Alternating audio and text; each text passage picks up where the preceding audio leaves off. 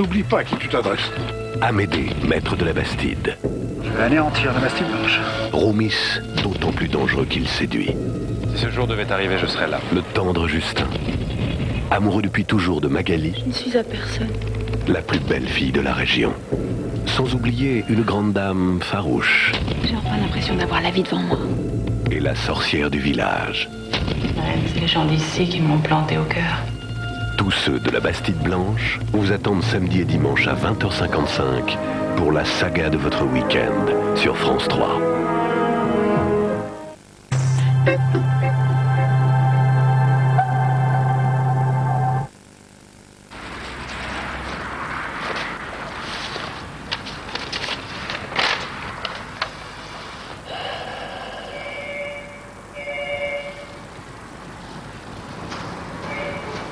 Et moi, mon petit François, tu devais les prendre quand, tes vacances? À partir de samedi, pourquoi? Parce que tu les prends plus, tes vacances. Il va y avoir du boulot, les gars. Il va y avoir du boulot. Nouvelle Polo Pack Clim, à partir de 72 900 francs. Mon papa, il dit toujours, on ne doit pas manger de mousse au chocolat avant de manger. Nestlé, une mousse forte en chocolat. Sinon, tu trompes la confiance que tes parents, ils ont mis à l'intérieur de toi. À table! Le dessert Nestlé, c'est trop bon. RTL2 présente Supernatural, le nouvel album de Santana. Supernatural, un album exceptionnel avec le tube Smooth. Supernatural, le grand retour de Santana. Pourquoi vous êtes-vous connecté sur AOL aujourd'hui? Parce que vous vous déplacez encore pour vos réservations de train, J'aime suivre l'actualité en temps réel. Ma revue de presse, je la reçois chez moi, sur AOL. Je peux communiquer avec tout le monde en même temps. C'est pas de la télépathie, juste mon email. Découvrez les nouveaux forfaits AOL tout compris, Internet, téléphone inclus. Au XXe siècle, c'est fou ce que notre vie a changé. Tout est plus pratique, tout est plus rapide, tout est plus accessible. Enfin bref, tout est plus simple. Bon, pour ce qui est des lunettes, malheureusement, rien n'a changé. On n'en a toujours qu'une paire. Voilà pourquoi j'ai créé Chin Chin, vos secondes lunettes pour un franc de plus. Avec des verres à votre vue, bien évidemment. Chin Chin, Daflelou, oh yeah. Il est fou, Afflelou, il est fou! La différence entre un opérateur et un autre opérateur tient dans un carré. SFR invente la garantie carré rouge.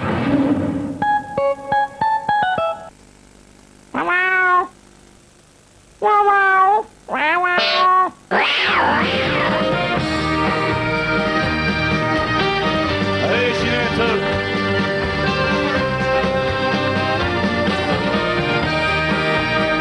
Ginette.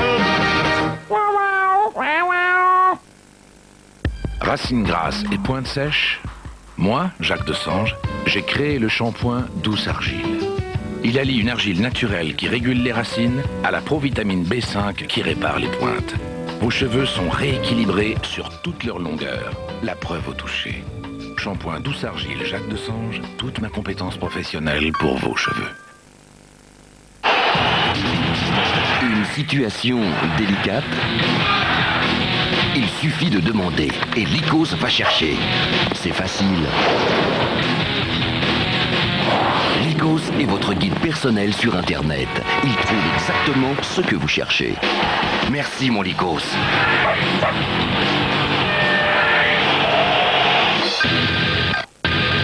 Pour tout trouver sur Internet, lycos.fr. Va chercher. Barry White, le maître de la soul, revient vous charmer avec son nouvel album. Retrouvez toute la sensualité des tubes de Barry White sur son nouvel album Staying Power.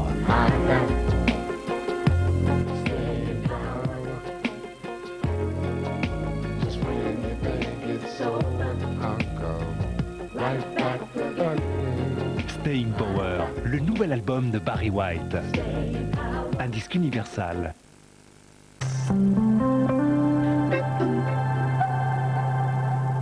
Grand-mère, tu es une vraie grand-mère. Tu me racontes souvent des histoires. Mais moi, je sais pas inventer des histoires. Alors, pour ta fête, j'ai fait un numéro. Dimanche 5 mars, c'est la fête des grands-mères.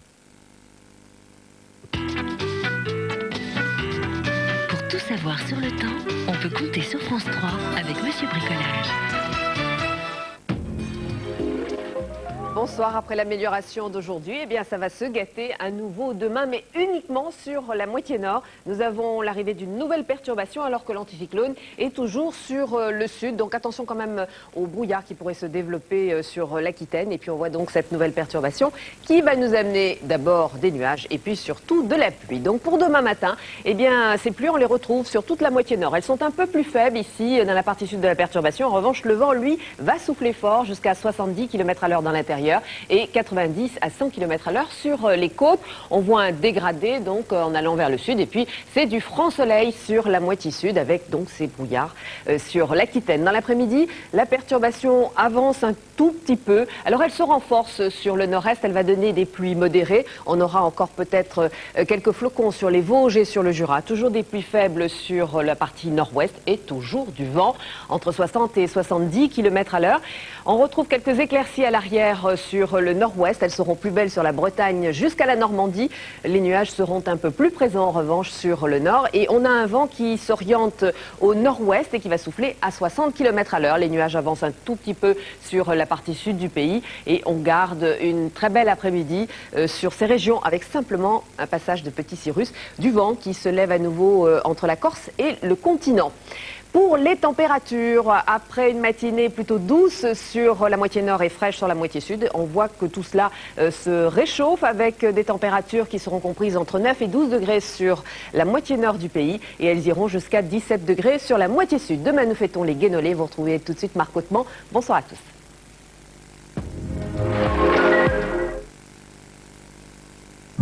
C'était la météo avec Monsieur Bricolage.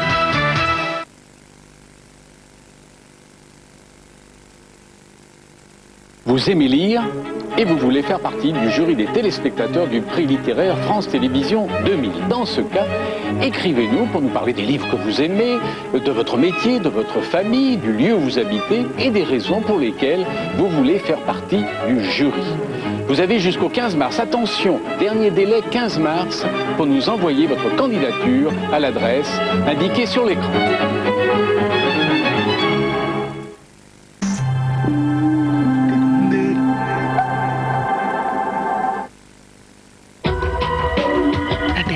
Génération.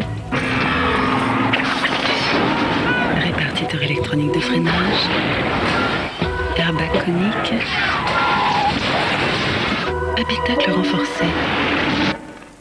Structure à déformation programmée.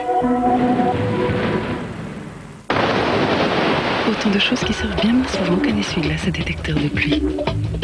Nouvelle Peugeot 406, vous ne choisirez plus entre le plaisir et la sécurité. Sheba a inventé de nouveaux petits plats. Les délices en fine gelée. D'exquises petites bouchées dans une délicieuse gelée. Les délices en fine gelée existent en 4 variétés. Les délices en fine gelée de Sheba. Hey baby, when I look you in the eye, I know I got my mind set on you. La la la la la la la la.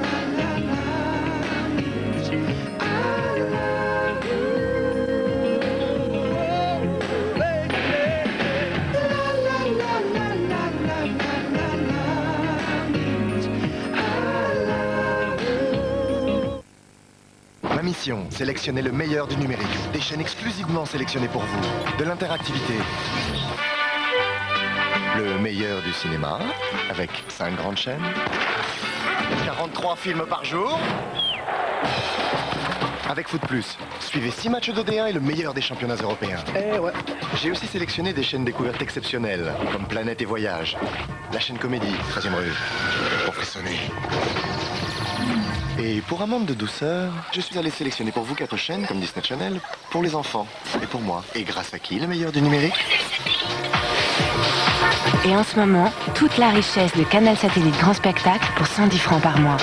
Canal Satellite, le meilleur du numérique.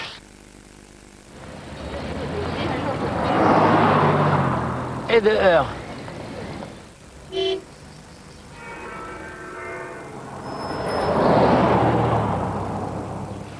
le 2. France Express. Partout, 2 fois par jour. À Dodère.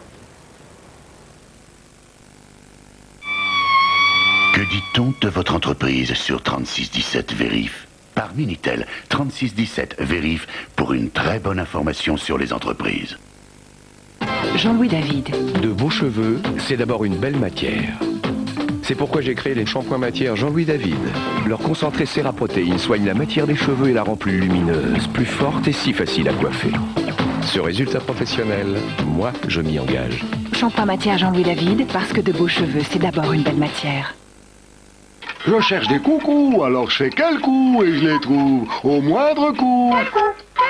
Quel coup trouve tous les meilleurs coups?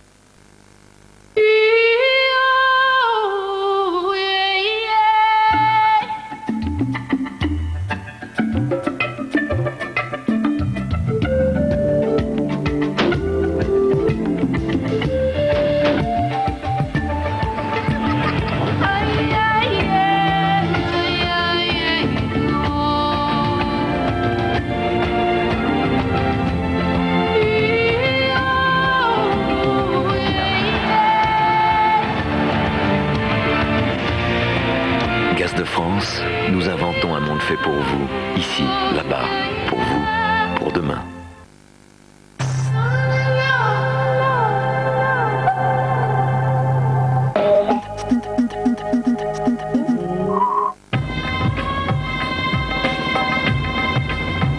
À Chacao, au sud du Chili, la mer est fraîche et profonde.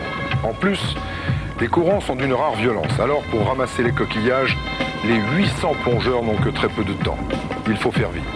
Et par 30 voire 50 mètres de fond, l'erreur est souvent fatale. Mourir à Chacao, c'est demain 20h50 dans Thalassa. Bonsoir, vous avez rendez-vous après le journal de Marc Hautement dans un instant avec Prise Directe. Y a-t-il du poison dans nos assiettes? Les problèmes de l'inquiétude alimentaire. Eh bien, nous allons en parler avec des consommateurs, avec des victimes de ces maladies, puis aussi avec des producteurs, des éleveurs, des paysans qui s'efforcent de promouvoir la qualité, quelquefois d'ailleurs contre leurs propres instances professionnelles. Et cette émission, vous avez bien failli ne pas la voir, car nous devions la faire au Salon de l'Agriculture. Tout était réglé, nous étions en train de monter, et puis à 16h, le président du Salon d'Agriculture nous a proprement jeté avec un manque de politesse qui ne fait pas honneur à sa profession. Normalement, tout était fait pour que nous ne puissions pas faire cette émission. Et puis, grâce à la technique de France 3, et là, je vous jure que les remerciements ne sont pas seulement d'usage, eh bien, on a improvisé un lieu de repli. Nous sommes dans les studios de la SFP, 2 rue de Silly à Boulogne-Billancourt. Et je lance un défi aux organisateurs du Salon de l'Agriculture et à tous ceux qui ont voulu nous interdire de faire cette émission. Ce studio est ouvert parce que Prise Directe est une émission de libre expression. S'ils ont tout simplement un peu de courage et s'ils savent proférer autre chose que des menaces, ils viennent nous rejoindre. On est à 10 minutes de la porte de Versailles et les portes leur sont grandes ouvertes parce que nous sommes ici pour parler et dialoguer. Voilà, vous savez tout, Marc Hautement vous attend et nous, on est là après.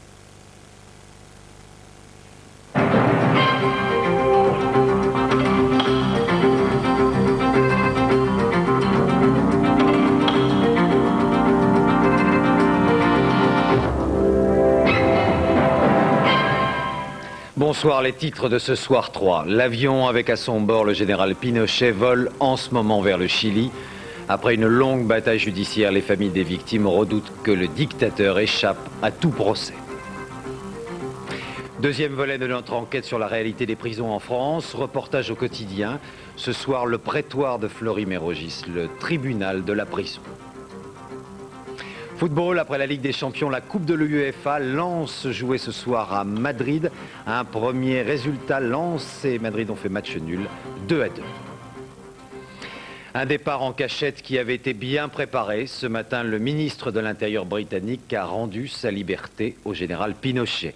Les derniers recours en urgence sont arrivés trop tard et l'avion a pu décoller sans problème d'une base militaire près de Londres. L'ancien dictateur rentre donc cette nuit dans son pays. En Europe, beaucoup de gouvernements regrettent cette décision et espèrent surtout un procès à l'arrivée. Les dernières images et les principales réactions avec Emmanuel Gagné. Une silhouette voûtée qui gravit la passerelle de ce Boeing de l'armée chilienne transformé en hôpital. La dernière image de l'ancien dictateur sur le sol britannique. Au Chili, la télévision retransmet en direct le décollage. Les plus fervents partisans d'Augusto Pinochet exultent. Ils l'attendent depuis 16 mois. Ils m'ont assuré qu'au moment où l'avion amorcera sa descente, nous recevrons un appel de notre général pour son retour dans notre patrie. Tristesse en revanche chez les opposants au général Pinochet, même s'ils veulent encore croire que l'ancien dictateur sera jugé au Chili et que ces mois de détention à Londres n'ont pas été inutiles. Nous devons vous dire que nous avons réussi à imposer à Augusto Pinochet, dictateur de notre pays durant 17 ans, une privation de liberté de 503 jours. C'est notre principale victoire. En Europe, comme ici à Londres, même réaction de tristesse et d'amertume. À Bordeaux, les familles des victimes de la dictature ont manifesté silencieusement ce soir, une dernière fois. À Paris, Roger Claudet, ce fils d'un disparu, a porté plainte avec sa mère contre le général Pinochet. Aujourd'hui, il sait que l'ancien dictateur ne sera jamais jugé en Europe. Je suis très amer, premièrement, puisque les choses n'ont pas été jusqu'au bout. La procédure judiciaire ne s'est pas faite comme il fallait. D'ailleurs, c'est un politique qui prend la décision de libérer Pinochet. Ce n'est pas quelqu'un qui vient du judiciaire. Les autorités françaises n'ont pas déposé de recours contre la décision britannique de laisser rentrer le général Pinochet dans son pays. Une décision que la France regrette. Je souhaite ardemment que M. Pinochet soit jugé au Chili, car il faut que M. Pinochet soit jugé. Le motif invoqué par le ministre de l'Intérieur britannique pour justifier le refus d'extrader l'ancien dictateur vers l'Espagne, son état de santé, qui le rendrait inapte à être jugé. Les médecins à qui j'ai demandé d'examiner le sénateur Pinochet sont des personnalités indépendantes et toutes de réputation nationale et internationale dans leur domaine.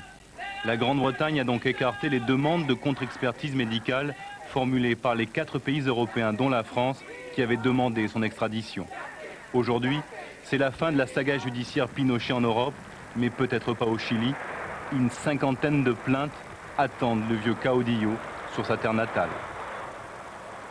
Notre invitée, Maître Sophie Tenon, qui défend plusieurs familles de victimes de la dictature. Maître Tenon, d'abord votre réaction. Est-ce que vous avez le sentiment pour vous aussi qu'il s'agit bien d'une décision politique finalement prise par les autorités britanniques ? Alors, il s'agit d'une décision politique de toute évidence, dans la mesure où les 4 pays qui avaient demandé l'extradition n'ont présenté strictement aucun recours, ont fait toute une série de très belles déclarations, mais sans aucune mesure concrète. Et d'ailleurs, depuis un certain temps, les déclarations du gouvernement français dans ce sens s'étaient multipliées. Donc, il est certain également que le rapport médical sur lequel s'est appuyé Jacques Straw, en cherchant en quelque sorte le dédouanement de la science médicale en l'espèce, est un rapport médical dont les conclusions ont été largement poussées de façon à, en quelque sorte, clore le bec à tout le monde en faisant état d'un état de santé qui serait chancelant et qui ne permettrait pas une comparution en justice. Alors tout le monde espère, entre guillemets, en tout cas ces 4 gouvernements notamment, maintenant un procès au Chili. Est-ce que ça vous paraît crédible ? Pour l'instant, le général Pinochet bénéficie d'une immunité. Alors effectivement, il bénéficie d'une immunité en tant que sénateur à vie.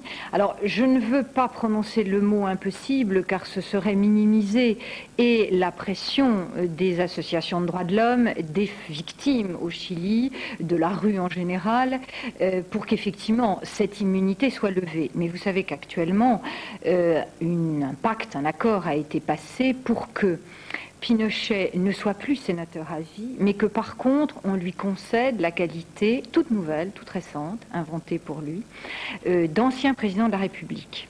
Et il n'est pas prévu de procédure pouvant lever l'immunité d'un ancien président de la République. Donc à ce moment-là, il n'existerait même pas une possibilité de réforme de la Constitution. Il y a très peu de chances qu'il y ait évidemment un procès demain au Chili. Donc il y a pour moi très peu de chances, même si j'espère dans l'action des associations de droits de l'homme chiliennes. En revanche, un procès peut se dérouler tout à fait en France et éventuellement une condamnation par contumace. Alors en France, effectivement, la France a à l'heure actuelle une instruction qui est pendante, donc je ne pense pas que l'on puisse dire actuellement qu'il n'y aura pas de procès Pinochet en Europe. Actuellement, une instruction est pendante devant le juge Leloir. Il y a un précédent très important qui est celui d'Alfredo Astiz, qui a été condamné en mars 1990, l'officier argentin pour le meurtre de des religieuses françaises, et qui a été condamné par contumace par la cour d'assises de Paris. Donc exactement le même schéma judiciaire peut se reproduire. Donc il y a bien une jurisprudence maintenant, aujourd'hui, Pinochet finalement. Il y a une jurisprudence Pinochet, il y a aussi une jurisprudence Pinochet avec ses limites. On sait maintenant qu'effectivement, la santé, si elle est présentée d'une certaine façon, peut être une autre façon d'échapper à un jugement. Maître Sophie Tenon, merci. Non seulement George Bush Jr. n'a pas gracié Odell Barnes, mais il a même justifié son geste. Un gouverneur du Texas qui est en pleine campagne électorale en ce moment et qui est resté sourd à tous les appels à la clémence. Ce jeune noir américain avait été condamné après un procès que beaucoup avaient jugé totalement bâclé. Il s'est toujours dit innocent. Il a été exécuté ce matin. Image commentée par Marc Dana. La prison de Huntsville, au Texas. Il est 18h25, Odell Barnes quitte le couloir de la mort pour être exécuté par injection. 2 heures plus tôt, le gouverneur du Texas, George Bush Jr., en pleine campagne, refuse de lui accorder un dernier délai de 30 jours. Malgré les appels à la clémence, lancés notamment par Jacques Chirac, Lionel Jospin, Jean-Paul II ou Jack Lang, Odell Barnes meurt. George Bush, candidat républicain à la Maison-Blanche, a souhaité se montrer inflexible vis-à-vis de la peine de mort pour la 118e fois.